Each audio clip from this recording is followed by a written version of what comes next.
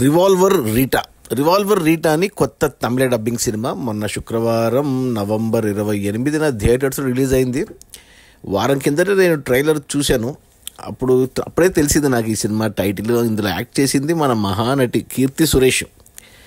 Plus ట్రైలర్లో మనకు రాధిక కనపడింది, ప్లస్ మన తెలుగు సునీల్ కనపడ్డాడు, అజయ్ ఘోష్ ఉన్నాడు. కానీ ట్రైలర్ మాత్రం అస్సలు నచ్చలేదు నాకు. ట్రైలర్ చూడగానే అర్థమైంది ఇది ఒక నాసిరకం సినిమా అని, చూడకూడదని ఫిక్స్ అయింది. కానీ ఈ వారం సినిమాలు ఏం లేవు. గురువారం మనకు ఆంధ్ర కింగ్ తాలూకా వచ్చేసింది, చూసేసాను. శుక్రవారం ధనుష్ తేరే ఇష్క్ మే అనే సినిమా చూశాను. ఇక శని ఆదివారాలు ఖాళీగా ఉండేసరికి ఇక తప్పక సరే రివ్యూ కన్నా పనికొస్తుందిలే అని చూశాను సినిమా. తెలుసు బాగుండదని, ట్రైలర్ చూస్తే ఎవరైనా చెప్పేయచ్చు ఈ సినిమా బాగుండదనేసి.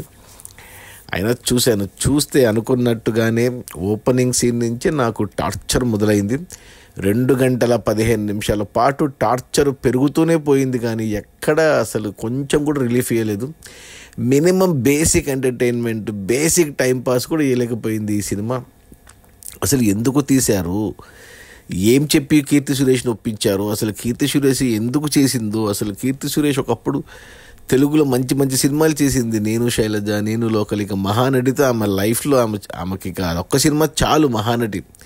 ఆ తర్వాత ఎందుకో ఇలా లేడీ ఓరియంటెడ్ సినిమాలు పిచ్చి పట్టుకొనింది. పెంగ్విన్ అని తీసింది, మిస్ ఇండియా అని తీసింది. తమిళ్లో అదొక్కటి, ఏది చిన్ని సాదికాని అని ఏదో తమిళ్, అదొక్క సినిమా మంచిది.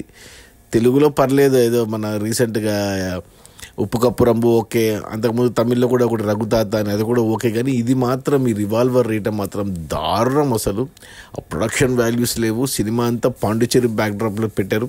ఒక రోజులో జరిగే కథ 24 అవర్స్లో. అసలు రాసుకున్నాడు, తీశాడు కొత్త డైరెక్టర్ ఎవరు, అతను ఏముందని. అసలు ఎంత చెత్త సినిమా అయినా ఎంతో ఇంత ఉంటుంది, ఏదో ఒకటి ఉంటుంది. కథ అన్నా ఉండాలి, మెసేజ్ అన్నా ఉండాలి, ఎమోషన్స్ అన్నా ఉండాలి, కామెడీ అన్నా ఉండాలి, హారర్ అన్నా ఉండాలి, థ్రిల్ అన్నా ఉండాలి, పాటలన్నా ఉండాలి, డైలాగ్ అన్నా ఉండాలి, ఏదో ఒక్కటన్నా బాగుంటుంది. కానీ ఈ సినిమాలో అవేమీ లేకుండా జాగ్రత్త పడ్డారు. అసలు ఎందుకు ఇంక యాక్టర్లు కూడా ఎలా చేశారంటే ఇంకేదో డబ్బుల కోసం చేశారన్నట్టు అనిపించింది. బట్ ఉన్నంతలో చెత్తలో ఏరుకుంటే కొద్దిగా రాధిక తన క్యారెక్టర్కి న్యాయం చేసింది అనిపించింది. ప్లస్ అజయ్ ఘోష్, వీళ్ళిద్దరు యాక్ట్ చేసింది. ఈవెన్ కీర్తి సురేష్ కూడా యాక్ట్ చేయడానికి ఏమీ లేదు. ఇక సునీల్ అయితే ఉన్నాడు, కానీ సినిమా అంతా ఒక్క డైలాగ్ లేదు సునీల్కి. ఎందుకు ఒప్పుకొని వాళ్ళ ఇమేజ్ని వాళ్ళే ఎందుకు పాడు చేసుకుంటారో నాకు అర్థం కాదు. ఎస్పెషల్లీ కీర్తి సురేష్ కానీ సునీల్ కానీ వీళ్ళు మంచిగా కెరీర్ బిల్డ్ చేసుకున్నారు.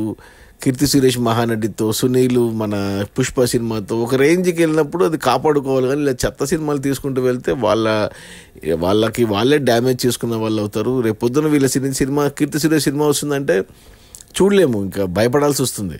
ఆల్రెడీ భయపడుతున్నాను. ఇక ఏదో హీరో ఉన్న సినిమాలో ఓకే, కానీ ఇలా తన సొంతంగా సినిమాలు తీయాలంటే మాత్రం మంచి కథలతో, మంచి వాటితో రావాలి. లేదా డైరెక్ట్గా అది ఓటీటీ కన్నా తీసుకురావాలి. థియేటర్కి తీసుకొచ్చారు దీన్ని.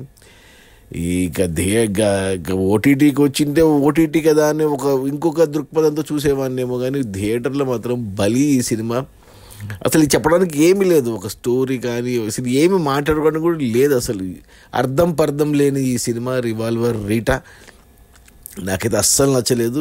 రేటింగ్ కూడా ఇవ్వకూడదు, అంటే 0 నెగిటివ్ రేటింగ్. నా రేటింగ్ వచ్చి 0. ఈ సినిమాకు విరక్తి కలుగుతుంది సినిమాల మీద నాకు ఇట్లాంటి సినిమాలు చూసినప్పుడు.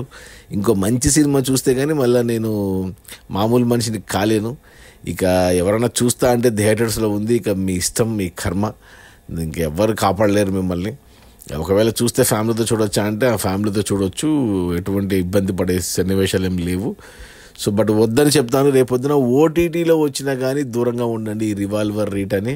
లేకుంటే ఏమంటారు, తూట నేరుగా గుండెలో ఎక్కడెక్కడో దిగుతుంది అది. అసలు వద్దులే ఈ సినిమా, పక్కన పెట్టేయండి. పాపం ఎవరు కీర్తి సురేష్ కొద్దిగా మంచి సినిమాలు చేయి తల్లి. నువ్వు ఏంటి చెత్త సినిమాలు, డబ్బుల కోసం చేస్తున్నావా, మరి దేనికోసం చేస్తున్నావు నాకైతే అర్థం కావట్లేదు.